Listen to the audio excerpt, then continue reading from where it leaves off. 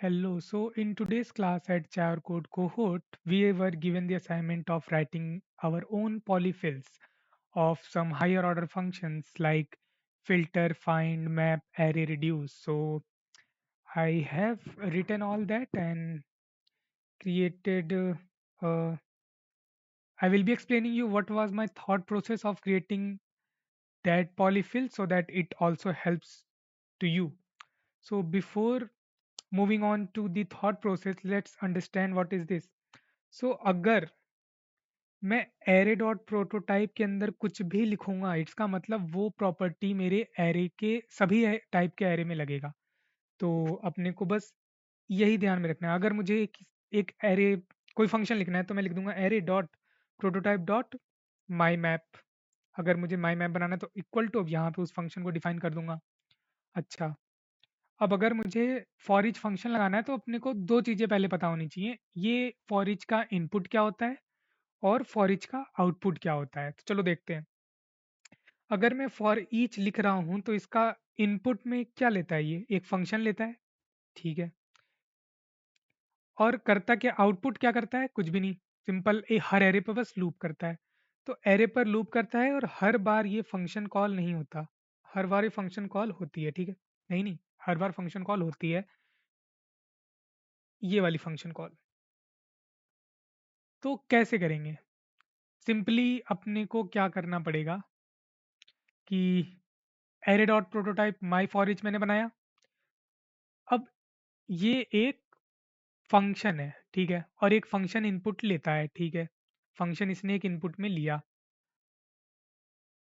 अब ये क्या करता है, एक फंक्शन इनपुट में लिया और हर जगह जाता है, मतलब कि फॉर लूप लगाना पड़ेगा मुझे हर जगह जाने के लिए।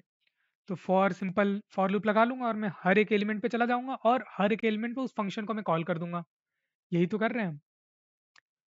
क्या कर रहा, हर एक एलिमेंट पे गए और हर एक एलिमेंट पे इस फंक्शन को मैंने कॉल कर दिया।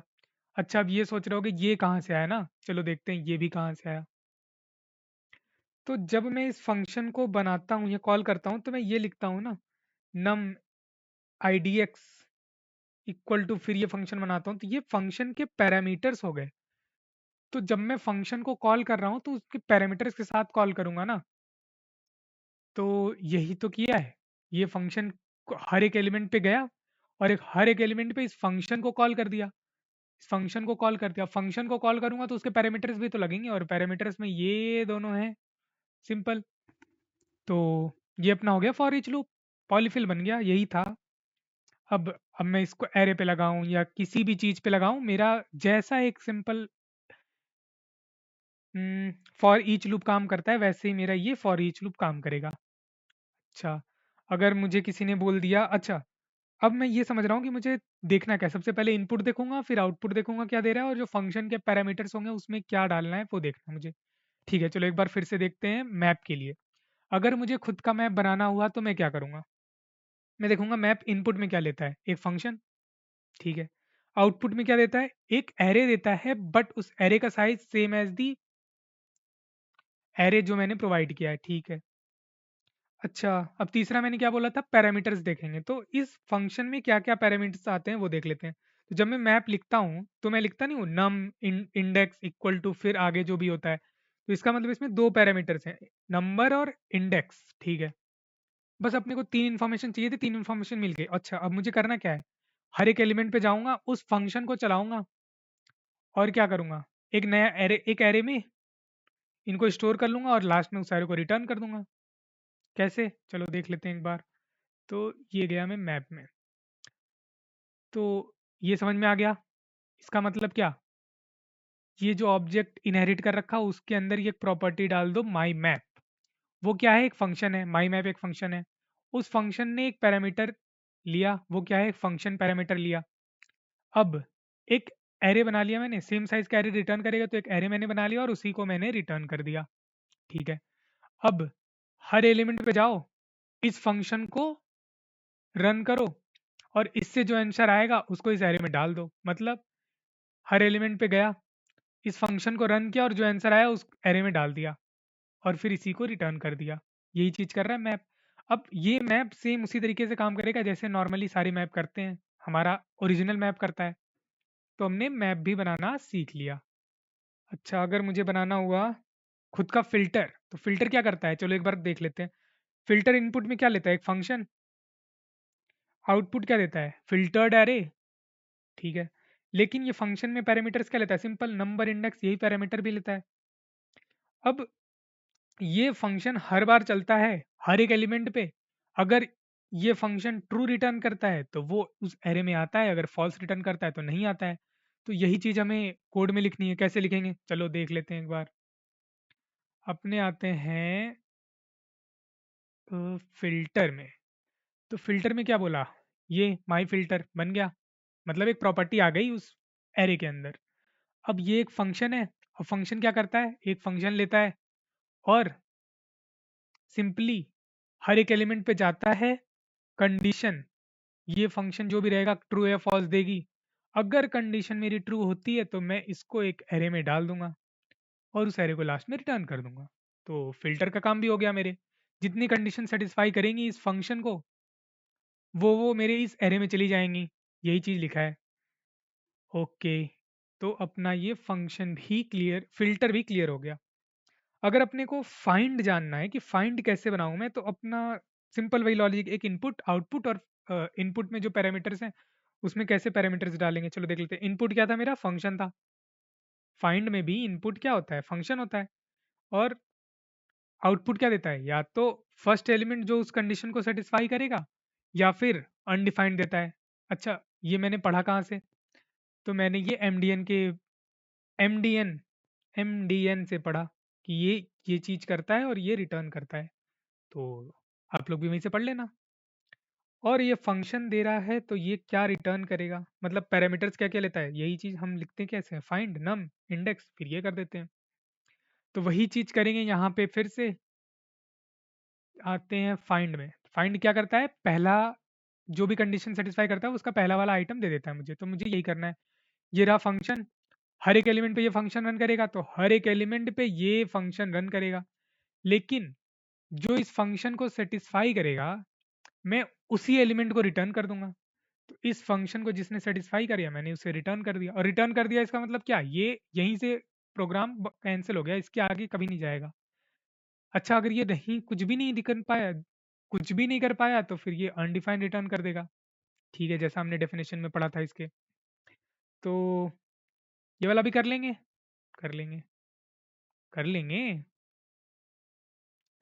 अच्छा, अब आया ये अपना असली खेला, रिड्यूस क्या करता है? तो रिड्यूस के फंक्शंस, अगर हमने कुछ क्वेश्चंस इस पे बनाए होंगे, तो ज़्यादा समझ में आएगा मैं क्या बोल रहा हूँ।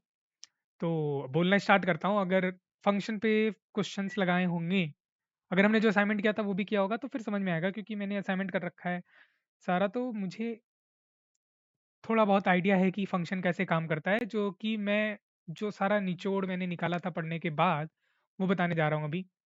तो फंक्शन रिड्यूस इनपुट में क्या लेता है?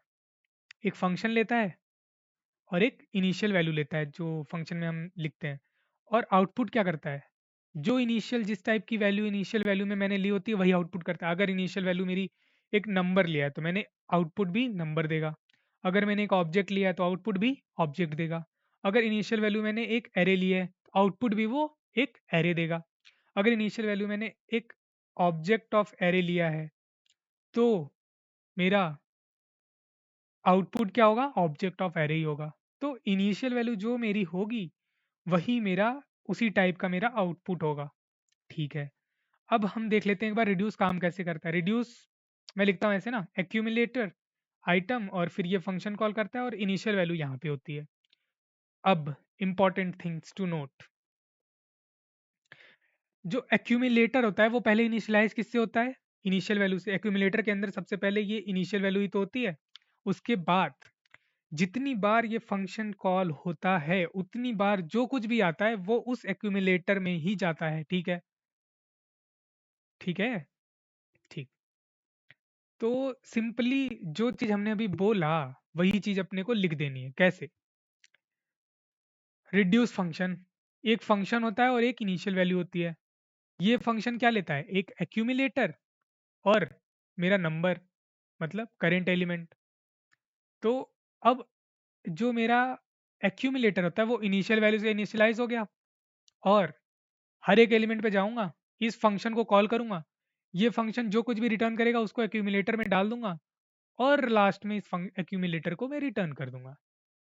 तो यही चीज़ किया है हमने, और फिर हमारा ये आंसर आ गया।